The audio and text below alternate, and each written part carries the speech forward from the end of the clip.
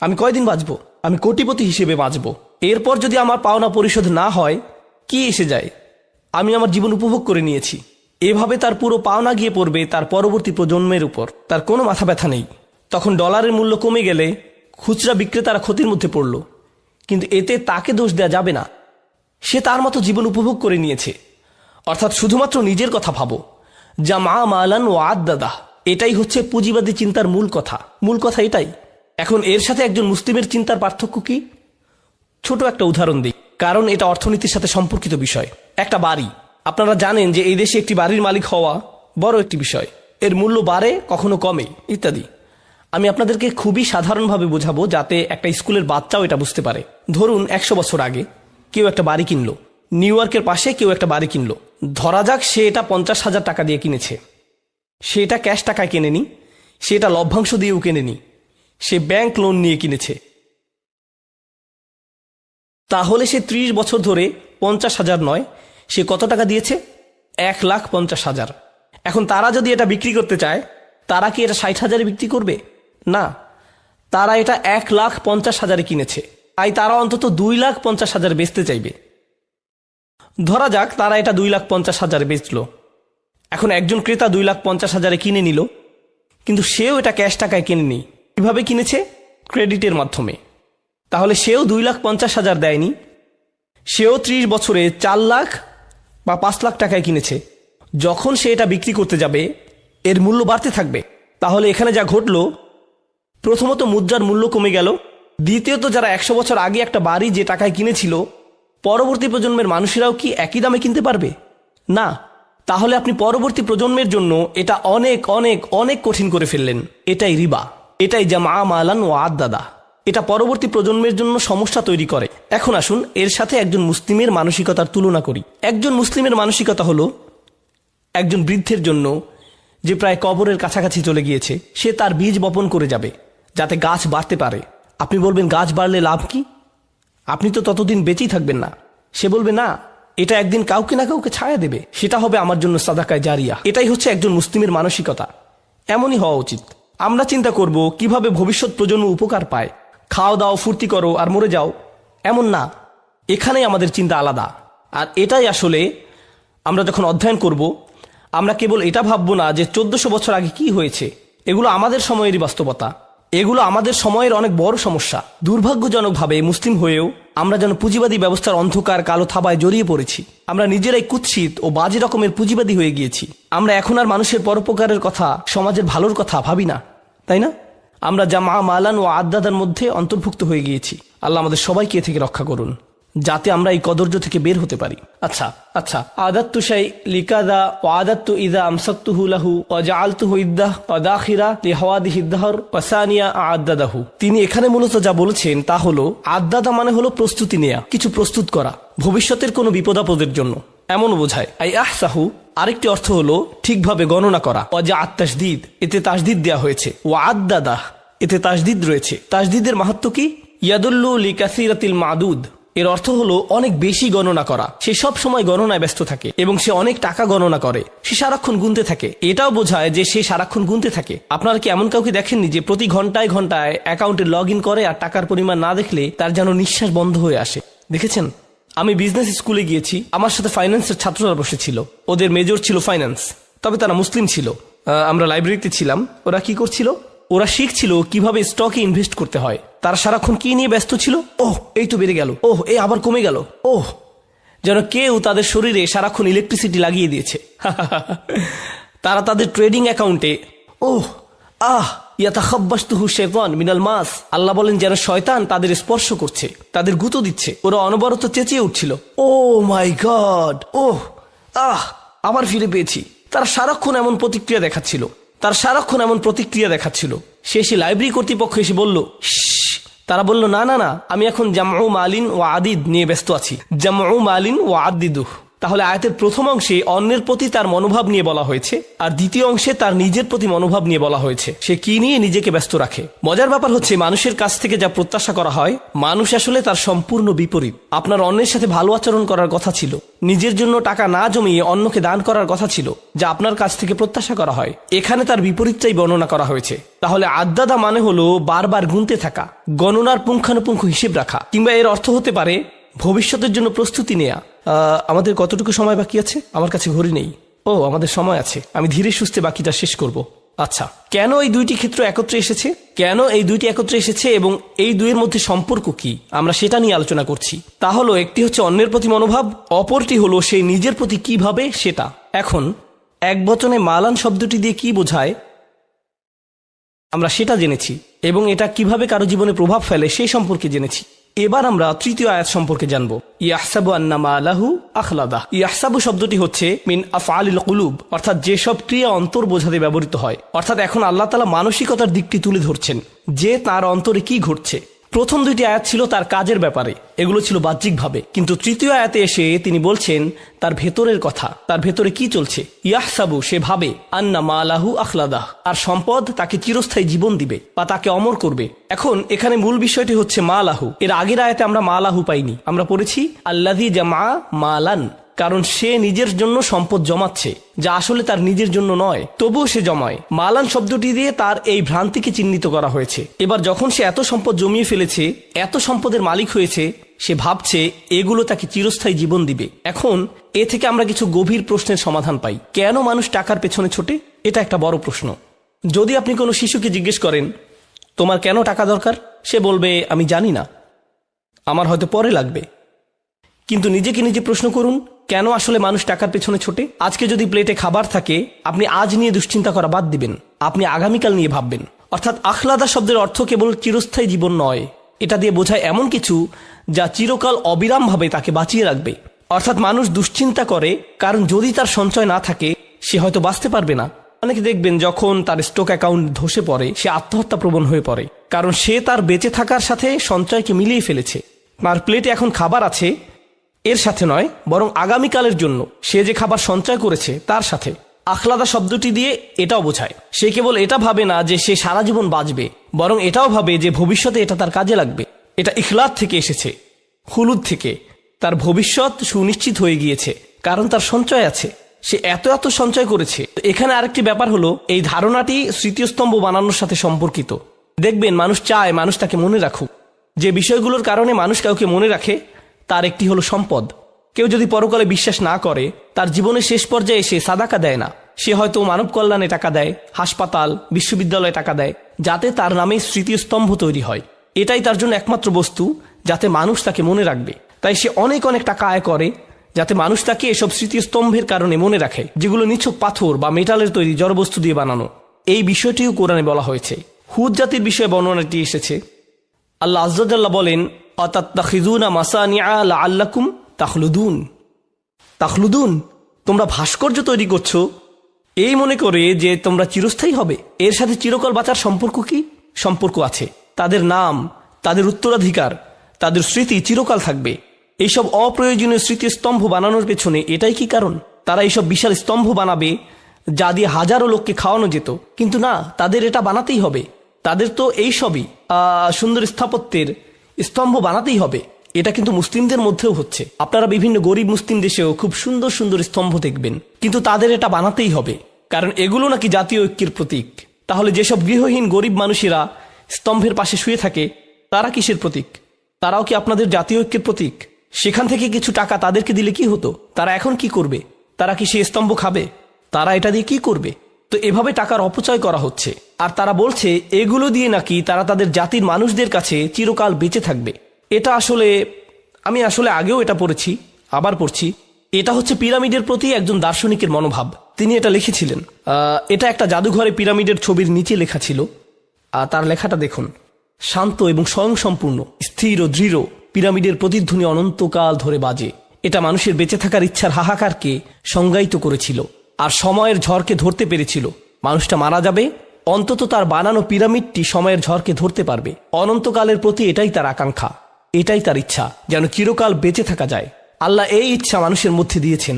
এই আকাঙ্ক্ষা যদি জান্নাত লাভের প্রতি না হয়, এটা নিশ্চিতভাবেই নিজের ধন সম্পদ দিয়ে এসব স্মৃতিস্তম্ভ বানানোর দিকে যাবে। কিন্তু আকাঙ্ক্ষা থাকবেই। যেমন যে কোনো সুন্দর জিনিসের প্রশংসা করাটা আল্লাহ আমাদের মনে দিয়ে দিয়েছেন।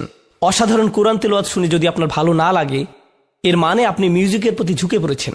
আকাঙ্ক্ষা কিন্তু থাকবেই, এর গতিপথ ঠিক করে দিতে হয়। এদিকে যাবে নয়তো ওদিকে যাবে। বুঝতে পেরেছেন? এটাই আমরা এখানে শিখছি।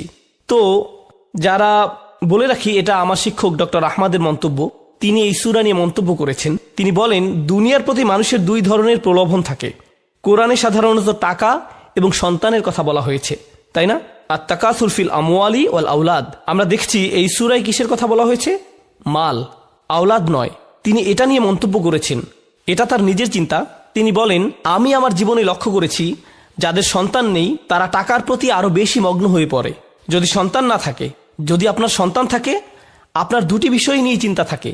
কিন্তু যদি আপনার সন্তান না থাকে, তখন আপনি টাকা আয় করা, গণনা করা নিয়ে পুরোপুরি মগ্ন হয়ে পড়েন। আর যারা টাকা নিয়ে এত বেশি চিন্তিত, যদি আপনি তাদেরকে জিজ্ঞেস করেন তারা কেন সন্তান নেয় না, তারা কি কারণ দেখায়? আমি জানি না সন্তানের খরচ চালাতে পারবো কিনা, আমি জানি না আমাদের নিজেদের চলার টাকা আছে, আমি নিশ্চিত নই সন্তানের খরচ চালাতে পারবো কিনা, ভবিষ্যতের কথা ভেবে। যাই হোক, ইয়াহসাবু আন্না মালাহু আখলাদাহ এর তাফসিরে আসি। দাওয়াল আল মালু আমলাহু, তার ধন সম্পদ তার নিরাশা বাড়াবে। ওয়ামান্নাহুল আমানিয়াল বাঈদাহ, এটা তাকে কিছু অলিক কল্পনা দিবে যা বাস্তবতা থেকে অনেক দূরে, ততক্ষণ পর্যন্ত যতক্ষণ না সে নিজেকে গভীরভাবে উদাসীন করে তোলে এবং তার মিথ্যা আশাকে প্রলম্বিত করে। ইয়াহসাবু আন্না মালাহু তারাকাহু খালিদান, সে মনে করে তার সম্পদ তাকে চিরস্থায়ী করবে। ফিদ দুনিয়া লা ইয়ামুত, এই দুনিয়ায় যেন সে কখনো মরবে না। এটা দিয়ে পরকালকেও বোঝানো হয়েছে। সে মনে করে, আর হ্যাঁ, এটা বোঝাটা খুবই জরুরি, এমন অনেকে আছে যারা মনে করে আল্লাহ তাদেরকে এত বেশি দিয়েছেন তাই তারা পরকালেও পার পেয়ে যাবে। হে, আল্লাহ আমাকে এত ভালোবাসেন, তিনি আমাকে এত এত সম্পদ দিয়েছেন, আল্লাহ নিশ্চয়ই পরকালেও আমার জন্য ভালো কিছুই দিবেন। আমাদের অনেকের চিন্তা ভাবনা এমন। এটা আসলে খ্রিস্টান প্রোটেস্ট্যান্টদের বিশ্বাসের মূল ভিত্তি। তারা আপনাকে বলবে গড চান যেন আপনি প্রমোশন পান, তিনি চান যেন আপনি বেশি বেশি টাকা কামাতে পারেন, তিনি চান যেন আপনি লোনটা পান, কারণ তিনি আপনাকে ভালোবাসেন। বেশি টাকা কামানো মানে আল্লাহ আপনাকে ভালোবাসেন। এই নিয়ে একটা ঘটনা কোরআনে সূরা কাহফে বর্ণিত হয়েছে। সে ভেবেছে যেহেতু তার বাগানটা বেশি সুন্দর, সেহেতু অমা আজুন্নুসাআতা কাইমাতান, আমার মনে হয় না কিয়ামতে আমার আর কোনো সমস্যা হবে। ওয়ালা ইরুদিতু ইলা রাব্বি, যদি কখনো আমার পালনকর্তার কাছে আমাকে পৌঁছে দেওয়া হয়, লা আজিদান্না খায়রাম মিনহা মুনকালাবা, তবে সেখানে এর চাইতে উৎকৃষ্ট কিছু পাবো। আল্লাহ আমাকে শুধু দুনিয়ায় ধন সম্পদ দিবেন না, আখিরাতেও দিবেন। তুমি এখানে গরিব আছো, সেখানেও গরিব থাকবে। এটাই ছিল চিন্তা ভাবনা। বলে রাখি, দুর্ভাগ্যবশত এমন মানসিকতা, বিশ্বাস করুন বা না করুন, আমাদের অনেক মুসলিম ভাইদের মধ্যে ঢুকে গেছে। তারা ভাবে আল্লাহ আমাকে অনেক বেশি ভালোবাসেন, আমাদের থাকার জন্য সুন্দর বাড়ি আছে, ভালো চাকরি আছে, বড় ব্যবসা আছে, পরিষ্কারভাবে বোঝা যাচ্ছে আল্লাহ আমাকে ভালোবাসেন, তিনি আমার মধ্যে এমন কিছু পেয়েছেন যা অন্যদের মধ্যে পাননি। তাহলে আর চিন্তা কি, আল্লাহ আমার সাথেই আছেন। আসলে যেগুলোর জন্য আপনি আল্লাহকে ধন্যবাদ দিচ্ছেন, প্রকৃতপক্ষে এগুলো মূলত একটা পরীক্ষা। কিছু মানুষের জন্য দারিদ্র্য হচ্ছে পরীক্ষা, আর কিছু মানুষের জন্য ধন সম্পদ হচ্ছে পরীক্ষা। দুটোই পরীক্ষা, কোনোটাই আসলে কাউকে কারো চেয়ে এগিয়ে রাখে না। তাই আমি বলছি না যে ধনীদের জন্য পরীক্ষা বেশি আর গরিবরা কম পরীক্ষায় আছে। আমাদেরকে বুঝতে হবে যে দুটোই পরীক্ষা, দুটো অবস্থায় আসলে পরীক্ষা। আল্লাহ আমাদেরকে এই পরীক্ষাকে অনুধাবন করার শক্তি দিন এবং আমাদেরকে এমন একটি জীবন দিন যেন আমরা এই পরীক্ষায় উত্তীর্ণ হতে পারি। ওয়ালাম আন্না আখলাদাহু ও খালাদাহু বিমান ওয়াহিদা, শাওকানি বলেছেন এখানে আখলাদা ও খালাদা শব্দ দুটির অর্থ একই। সুম্মা ফিত তাফসির উজুহু আহাদুহা, কিন্তু তাফসিরে এগুলোকে আলাদাভাবে অর্থ করা হয়েছে। ইয়াতামিলা আইয়াকুন আল মানা তুল আল মাল তাউল আল মাল আমলাহু, এর একটি অর্থ হতে পারে তার ধন সম্পদ তার আশাকে প্রলম্বিত করে, এই জন্যই সে ভাবে যে সে চিরকাল বেঁচে থাকবে। আলাম ইয়াকুল ইউখলিদহু, তিনি এখানে বলেননি যে এটা তাকে চিরস্থায়ী জীবন দিবে। তিনি এখানে বর্তমান বা ভবিষ্যৎকাল ব্যবহার করেননি, তিনি অতীতকাল ব্যবহার করেছেন। লিআন্নাল মুরাদ ইয়াহসাবু হাদাল ইনসান, কারণ এর অর্থ হচ্ছে মানুষ মনে করে আন্নাল মালা দিমনুল্লাহুল খুলুদ ওয়া আতাহুল আমান মিনাল মাউত ওয়া কাআন্নাহু হাকামা ওয়া কাদ ফারাকা মিনহু অলিজালিকা যাকারাহু আল মাদি। তিনি এখানে যা বলেছেন তা হলো, এর কারণ হচ্ছে মানুষ মনে করে যেহেতু তার ধন সম্পদ আছে, এই দিয়ে প্রমাণ হয় আমি পার পেয়ে গিয়েছি, আমাকে আর ভবিষ্যৎ নিয়ে ভাবতে হবে না, কারণ আমার টাকা পয়সা আছে। অর্থাৎ আখিরাতের সতর্কতা, ভবিষ্যতের সতর্কতা তাকে ভাবায় না। তার মাথায় শুরুতেই যা আসে তা হলো আমি ঠিক আছি, আমার কোনো সমস্যা নেই, অন্যদের এসবে সমস্যা হতে পারে, আমি পার পেয়ে যাব। কেউ কেউ আবার ভাবে, এই সূরার তাফসিরে মুফতি আহমদ শফি এটা বলেছেন, এটা রেকর্ড করা আছে, তিনি বলেন কিছু মানুষ আছে তারা ভাবে তারা জান্নাত কিনতে পারবে। যখন তাদেরকে সতর্ক করা হয় তারা ভাবে আমার তো অনেক টাকা, যদিও আমি আল্লাহর হুকুম মানছি না, তবে আমি এর একটা ব্যবস্থা করে ফেলবো। সামনের হজে আমি এলিট প্যাকেজে যাব, এলিট প্যাকেজে গেলে কোনো সিকিউরিটি গেটে আমাকে আটকাবে না, এরপর একদম সোজা জান্নাতে চলে যাব, মানে জান্নাত আমার জন্য অপেক্ষা করছে। তো এভাবে সে ফুরু হয়ে যায়, অর্থাৎ ভবিষ্যৎ নিয়ে সে পুরোপুরি অসচেতন হয়ে পড়ে। অল আল হাসান, হাসান বলেন মা রাআইতু ইয়াকিনান, এটা একটা অসাধারণ মন্তব্য।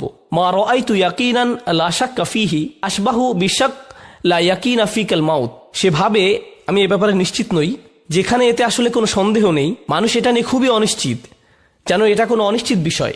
এটা এমন একটি বিষয় যা অবশ্যই ঘটবে, এতে কোনো সন্দেহ নেই। আর মানুষ মনে করে যেন এটা কোনো অনিশ্চিত বিষয়, কখনো ঘটবে না, তারা এটা নিয়ে সন্দেহ করে। সুবহানাল্লাহ। আহাব্বাল মাল হুব্বান শাদীদান, এটা হচ্ছে আয়াতের আরেকটি অর্থ।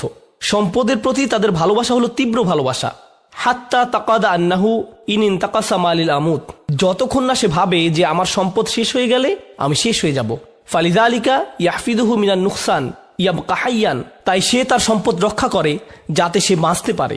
ওয়া হাযা গায়রু বাঈদ মিন ইতিকাদিল বাখিল, একজন কৃপণ বা লোভীর মতোই তার চিন্তা ভাবনা বা বিশ্বাস। আন্না হাযা তারিদ বিল আমালিস সালিহ, এটা হচ্ছে ভালো কাজের বিপরীত। ওয়া আন্নাহু হুয়াল্লাযী ইয়াখলুদু সাহিবাহু ফিদ দুনিয়া বিযিকর, আর এটা হচ্ছে ভালো মানুষেরা এটা জানে যে ভালো কাজ করে এটাই তাকে সত্যিকারের চিরস্থায়ী জীবন দেবে, ভালো কাজের প্রচারের মাধ্যমে। ওয়াফি আখিরি নাঈমিন মুকিম, এবং সবকিছুর শেষে সে সুখী জীবন পাবে। এবার এই আয়াতটি নিয়ে আমি আমার নিজের চিন্তাগুলো আলোচনা করে এই সূরাটি শেষ করব ইনশাআল্লাহ তাআলা। এই সূরার শেষটা অসাধারণ। আল্লাহ আযজা ওয়া জাল্লা 5টি অপরাধের কথা বলেছেন। হুমাজা, লুমাজা, জামা মালান, আদ্দাদা এবং ইয়াহসাবু।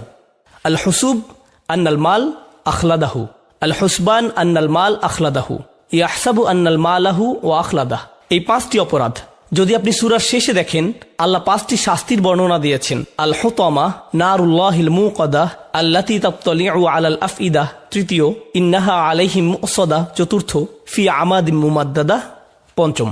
আর যারা এসব কাজের সাথে জড়িয়ে গেছে তাদের অন্তরে কি অসাধারণভাবে ভয় ঢুকিয়ে দেয়া হয়েছে। কাল্লা লায়ুমবাদান্না ফিল হুতামা, হুতাম শব্দটির আরেকটি অর্থ হলো ভাঙা। হুতাম শব্দের মূল অর্থ কাসরা, যার অর্থ ভাঙা। হুতামা শব্দটি দিয়ে বোঝায় এমন ফসল যা হলুদ হয়ে গিয়েছে, অর্থাৎ তোলার সময় হয়েছে। মানুষ একে তুলতে গেলে কি হয়?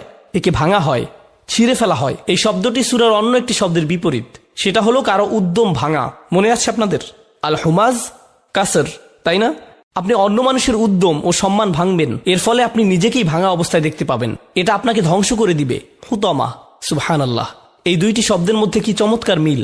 যখন পিঁপড়ারা সুলাইমান আলাইহিস সালামকে ভয় পেল, তারা বলল লায়াহতিমান্নাকুম, সুলাইমান যেন আমাদের উপর দিয়ে না যায়, আমাদেরকে পিষে না দেয়, ভেঙে না দেয়। কেউ কেউ বলেন হুতামা হচ্ছে জাহান্নামের চতুর্থ বা ষষ্ঠ স্তর। আল্লাহু আলাম, এটা শুধু মন্তব্য, আমি এর সপক্ষে কোনো হাদিস পাইনি বা কোনো সাহাবী বলেছেন এমন পাইনি। এই আগুন হচ্ছে আল্লাহর, আমরা এটা নিয়ে একটু পরে আলোচনা করছি। আগে এই আয়াতের ব্যাখ্যা শেষ করে নিই। কাল্লা লায়ুমবাদান্না, আরবিতে নাবাদা শব্দের অর্থ হচ্ছে এমন কিছু ফেলে দেয়া যার কোনো মূল্য নেই। নাবাদা মানে এমন কিছু ফেলে দেয়া যার কোনো মূল্য নেই। আল্লাহ বলেন না, কখনোই না। সে বলে তার সম্পদ তাকে চিরস্থায়ী জীবন দেবে। আল্লাহ খারিজ করে দিলেন। তিনি বললেন না, কখনোই না, বরং নিশ্চিতভাবেই এতে কোনো সন্দেহ নেই। এখানে লা আসায় আমি এই শব্দগুলো জোর দিয়ে বলছি, লা, এবং শেষে দুইটি নুন এসেছে। আল্লাহ বলেন লায়ুমবাদান্না, তাকে অবশ্যই ছুঁড়ে মারা হবে। এটা হচ্ছে এমন কিছু ছুঁড়ে মারা যার কোনো মূল্য নেই। এই শব্দটি বনী ইসরাইলের মানুষদের বোঝাতে ব্যবহৃত হয়েছিল যখন তারা তাওরাত তাদের পেছনে ছুঁড়ে ফেলে দিয়েছিল। নাবাদা ফারিকুম মিনাল্লাযীনা উতুল কিতাবাল্লাহি ওয়ারাআ যুহুরিহিম, তারা এটা তাদের পেছনে ছুঁড়ে ফেলে দিয়েছিল, কারণ তাদের কাছে এর কোনো মূল্য ছিল না। সে মনে করেছে তার কাছে পৃথিবীর সবচেয়ে মূল্যবান জিনিসটি আছে। সেটা কি? তার সম্পদ। সে কেন মানুষদের সাথে এভাবে কথা বলে জানেন? কারণ তার টাকা আছে। সে ভেবেছে সে পার পেয়ে যাবে। কে আমার উপর কথা বলবে? আমি আমার কর্মচারীর সাথে এভাবে কথা বলতেই পারি। আমি হচ্ছে ইসলামিক সেন্টারের সবচেয়ে বড় দাতা। কে আমার উপর কথা বলবে? আমার টাকা ছাড়া তো স্কুল চলতেই পারবে না। আমি যেভাবে ইচ্ছা সেভাবেই চলতে পারবো, আমি যেভাবে ইচ্ছা সেভাবেই বলতে পারি। এ তো কেবল টাকার ব্ল্যাঙ্ক চেক নয়, এটা আমার মুখের জন্য একটা ব্ল্যাঙ্ক চেক। বুঝতে পারছেন? সে এভাবেই ভাবে। এখন পরিশেষে সে নিজেই মূল্যহীন হয়ে গেছে। তাকে ময়লা আবর্জনার মতো নিক্ষেপ করা হবে ফিল হুতামা, আল হুতামার মধ্যে। সবচেয়ে জঘন্য জায়গায়। আসানি মানাহু লায়ুম বাজান্না ফিল লাম তাওয়াল কসম। আল্লাহ এখানে লায়ুম বাজান্না শব্দে লাম আসায় বোঝা যাচ্ছে এখানে শপথ করা হয়েছে, মানে হচ্ছে আল্লাহ বলছেন আমি শপথ করে বলছি তাকে নিক্ষেপ করা হবে। শুধু অবশ্যই অবশ্যই অবশ্যই নিক্ষেপ করা হবে বলেননি, আল্লাহ এখানে সরাসরি শপথ করে বলেছেন।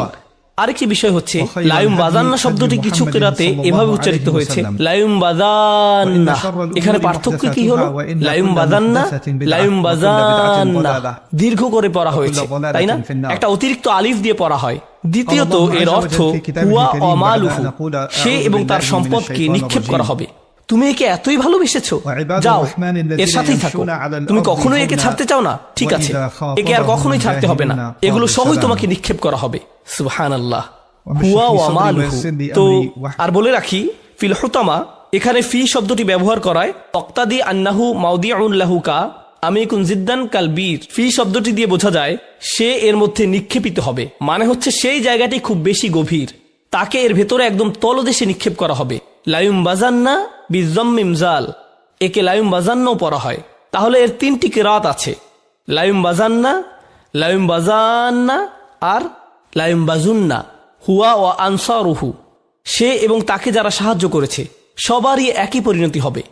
তাহলে তিনটি ব্যাখ্যা, সে নিজে, সে আর তার সম্পদ, সে এবং তার সব বন্ধু, তার সমস্ত কাছের মানুষ। ওয়া সুম্মিয়াত